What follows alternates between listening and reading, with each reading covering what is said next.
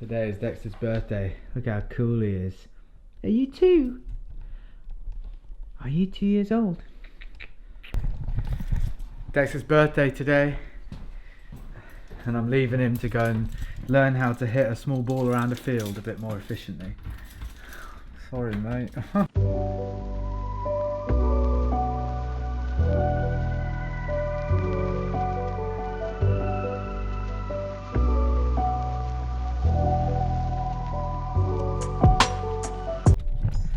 Right, starting off every video, as always, in my car.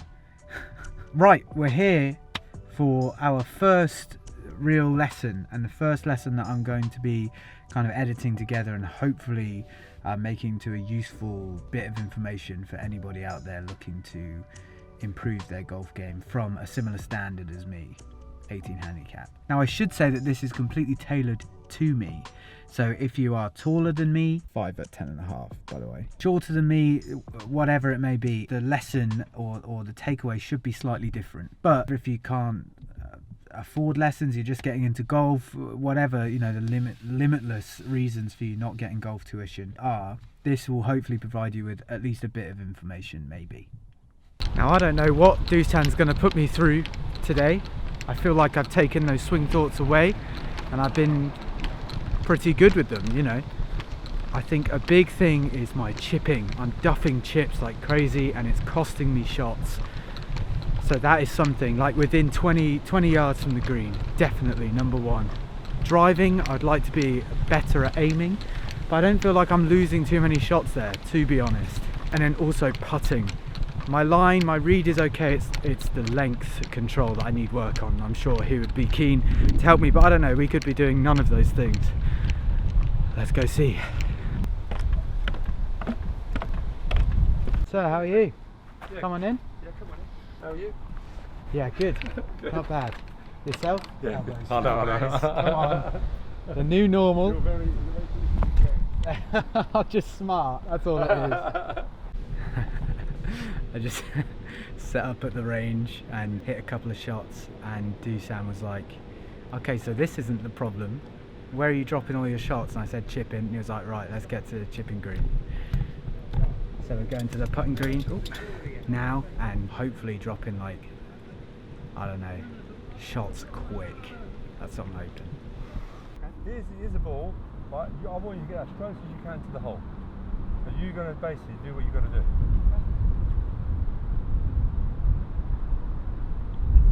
There's that, okay.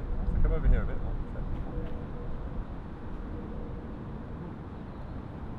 Right, keep going. Okay, so what was interesting, right? Your choice of shot was a low one, right? Your balls all landed about here. So your control of landing area, you did instinctively. You chose a lower shot. So a lot of times when people get stuck around the green, it's like, that's already telling us a little low runner. So like we said before, a putt or a stronger lofty club is perfect. But as we go further back, let's do that again. Okay, go about here. Back, okay, further. Good, about there. Now you're going to do it. Go again. Got to get it close. Good, lovely.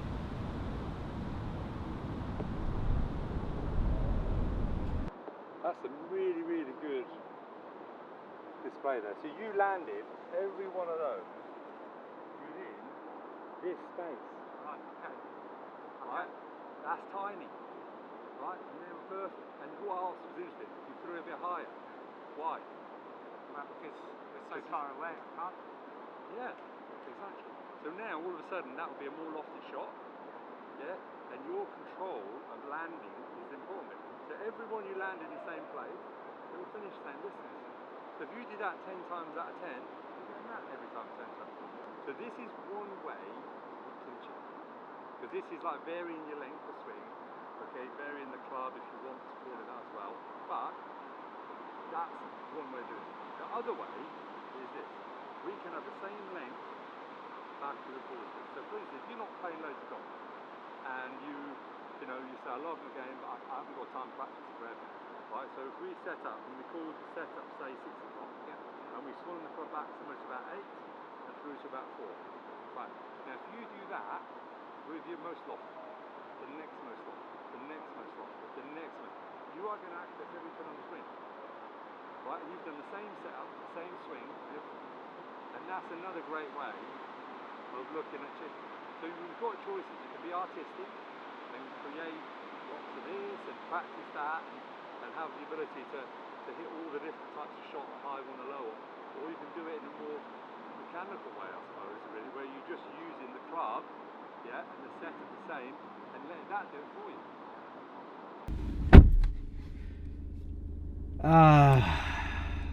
Rain. I called off the lesson, unfortunately, which sucks. I was, man, because we had maybe 5 minutes out on that putting green, and I came away from that feeling the most confident I have felt of, you know, I am going to strike this ball and it is going to go airborne and I'm going to get the result that I want for a long time. And it's all down to just a few subtle changes. And that's the thing with golf, is that there are so many variables. You know, am I hitting this ball from the fairway? Am I hitting this ball from the tee, the rough? Is it a downslope? Is it an upslope? Is the ball above my feet? Is the ball below my feet? Where is the green? Which club am I hitting? How far am I away? You know, and there are so many variables that when it comes to being able to hit the best shot in each situation, there's a lot to think about. And I really enjoy that. It's like, for me, it's like GCSEs, right? It's memory. And I've always felt very confident in my ability to recall information. I'm not very good at applying that information, and maybe hopefully this will help change that. But I like the fact that I have to think about every single thing before I hit this tiny ball into that hole. I have to think about the wind, think about the, you know, where the ball's landing on the other end. Like I said, upslope, downslope, is the ball above my feet, below my feet? And I really love that, and I think that's what I love so much about this stupid game. And it sucks that it's been called off because, like I said, I wanted an hour of that. I wanted an hour of picking Dewey's brain on one, you know, what do I do in this situation, out of the bunker or whatever. But I think I duffed, what, 5 chips last week, something like that, and that's cost me 6 shots, let's say. You know, because maybe I duff the next one, or then I have to get up and down, or I get onto the green and I 2-putt or whatever. I think that's costing me about 6 shots. If I cut those out, I can start increasing my chances at one putting by improving my chipping and getting closer to the flag every time. And I think this and putting, this is where I really unlock those lower scores, I think. Hello guys, Lewis from the future. Just finished my bran flakes and we're here to talk over a segment that I forgot to turn the mic on for once again. So here we are, picking up where we left off the week before. You see there's a red bar in the middle of my stance, which the ball is located at, and then a yellow bar either side. And that's what a good chip shot should look like. It was positive, the ball left the club face correctly, and it landed by the flag. But what I've learned very quickly whilst doing this series is that golf is a game of percentages, right? And this is a very difficult shot. So whilst that one looked great, here's another one. The next shot, and I've thinned that. I've hit the bottom of the club, the leading edge, and it's gone over the green. Here's another one. I duff it. I hit the ground first. The ball goes nowhere. It goes about half the distance. How about another one of those? So I'm very quickly learning that it's a difficult shot. You know, maybe, well, in this case, what is that? 1 in, I think, 7 shots I'm going to show you here. Goes well. That one disappears off the face of the earth. And there's another one following it into the depths of the fiery chasms from whence it came. And then there's just another rubbish shot. So I asked Dewey, okay, look, I'm obviously not doing this well. What's the next option? And he said, okay, so Dewey has a brother who's a very good golfer. Dewey's a great golfer as well. He has a brother, Dickie, who has played scratch golf like his whole life, basically. Very good golfer. But his short game's rubbish. So he said, this is what I taught Dickie. So over to you, Dewey. Watch. So the club is vertical virtually. Yeah. Yeah. Feet nice and close. Feel the ball inside your back foot or inside your right instep. Yeah. Putting grip, putting setup. Okay. And all we're going to do is hold everything in position. So that's why you can get away with being a little more tight with your setup. And then work on the length backwards and forwards you need to reach it. And then you can actually play up and down the grip as well. Right. Okay. So if you look at that and we say, okay, so now I just got to make an adjustment. I can either swing it longer or I can go up and down it more. and then all of a sudden you're getting your and it runs out every time. There's no. I was just about to say, it's the, you can basically read the green. It's a putt. It's a putt. The first 6 foot doesn't matter what's here. No. Well, unless it's Yeah, exactly. So you're basically looking at doing a chipping stroke. What's going to happen if I putt from here? Basically? Exactly. Yeah, because the ball's going to run out every time. Yeah. There's nothing to worry about. Whereas sometimes in normal chipping, you can sometimes strike it particularly well, and it grabs, spins, and leaves you short. Yeah. Whereas this, it'll run out consistently the same. So you'll always get a very predictable result from it. And the margin, even if you're as nervous as you can be, this will work. Yeah. Okay, and then we'll do some bad lies in a minute. Okay. Okay. Nice, isn't it?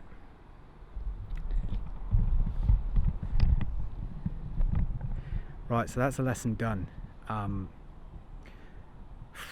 Strange one, not so much strange one, difficult pill to swallow, if I'm honest. I don't know how much of last week's kind of cooled off lesson I'm going to put in because it was so short. But I went away from those 5-10 minutes feeling very confident. I've always kind of been quite creative with my wedges around the green, and having just picked up golf again, it sucks that I've just lost it, you know. And I've seen a lot of comments say, you know, when you're inside 100 yards, just put the wedges away. And I completely agree, like that's the smart way to play it. But I've never had to do that before. I've always been fine with my trusty 56-degree sand wedge in hand. However, starting this lesson here, the gorgeous Buckinghamshire, by the way, you see that behind me. We're on the chipping green, which is adjacent, adjacent to the 9th hole there, par 3. And Dusan has me now playing with my 7-iron, and well, look at this. So he's having me now put my wedge away and basically do a putting stroke, which is what I'm used to with my 7-iron, but we're really tipping and digging this toe of the club into the ground, and with this point putting it off of our right toe, leaning my shot, I know you can't see it, but I'm leaning my spine forwards and tucking everything in and just putting stroke. That's all we're doing. And what I like so much about this is now it's basically a putt, but I'm just taking the first kind of 6 feet out of it, you know. So look, I'll show you some examples. Okay, so here we are going towards this flag here, and really now I'm reading this like a putt. So I'm going to hit my balls from, let's say it's sat down in the rough, okay? I'm coming from very high and it's sat down, and what this will do, the beauty of this, is it allows you to play from any lie. If I walk up to my ball here with a 56 in hand, I'm thinking shit because it's just tucked in there. There's no way I'm going to get a 56 under that, you know. Whereas here, all I could do is, so there's a good, I don't know, 4 foot in front of this ball where I can't putt this. We get caught up in here, we get caught up in here, and then it hits the green. So all I'm doing now is I'm reading the putt from this point. Okay? And I'm saying if I was putting from here, it's fairly straight, it's going to come in from the right. So all I'm doing is I'm setting up, picking that landing spot, kind of by that leaf. Now I haven't practiced this one, so we'll see. Leaning that shaft forward, my spine forward, putting stroke. Okay, I've hit that a bit solid. I've got an uphill putt coming up, and I would never get that close with a 56. Never. Once again. Let's really dig it in. Tip that club up. Putting stroke.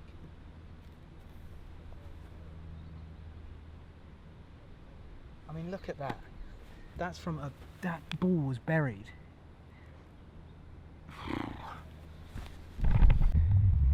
So I was telling Dewey that this feels like kind of like a scummy way to chip. I don't know, it's a tough pill to swallow for me because I like being creative. I like taking my 56, I like getting height, but that's where I'm losing shots, you know, and I need to just swallow my pride, swallow my ego, realise that I'm just not good enough at those shots now, and start kind of adopting this new way. I'm going to do this for probably like half an hour to an hour. just really get that feel dialed in. So here's a montage of me chipping, I guess.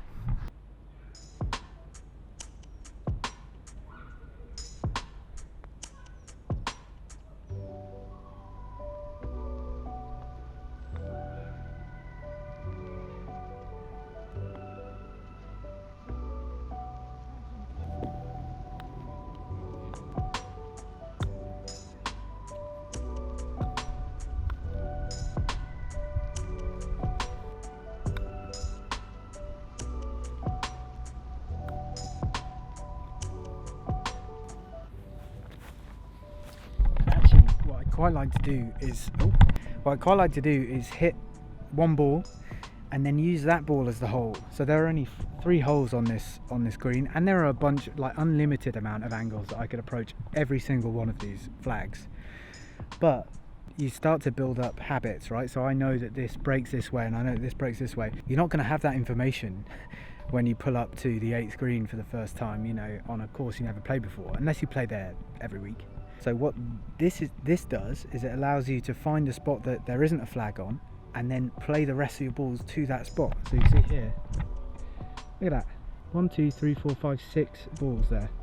The first ball is this one here. Okay, I have one ball that went over there, but that's really good. Like, I'm making all of these putts, they're all going to be up and down, you know. This one obviously not, but that's what, 6, 7, 1 in 7. Happy with that. Look at that. I'm striking everything out of that toe, and you know what? I'd actually kind of want to be further out the toe, if I'm honest. Wild way of chipping. Anyway, that's today's lesson with Dusan. I hope you've learned something here, because I definitely have. 100%. You know, I've taken maybe a 3 in 10 chance of hitting a good chip and turning that to 9 out of 10, I reckon. 8 or 9 out of 10. And that's very positive. I can't be happier. I hope you've learned something. Sorry, somebody's taking their tee shot. 1 second.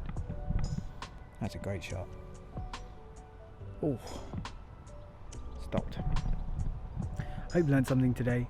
If you have, please feel free to like, comment, subscribe, all of that business. Look, I know this isn't what a lot of you want to watch, and I'm sorry about that, but I needed to try something different, otherwise I would just give up YouTube. So I hope you understand that. But thank you for supporting me on the 3 episodes that have come out so far. I hope you're safe and sane and all that business, and I love you very much. See you next week.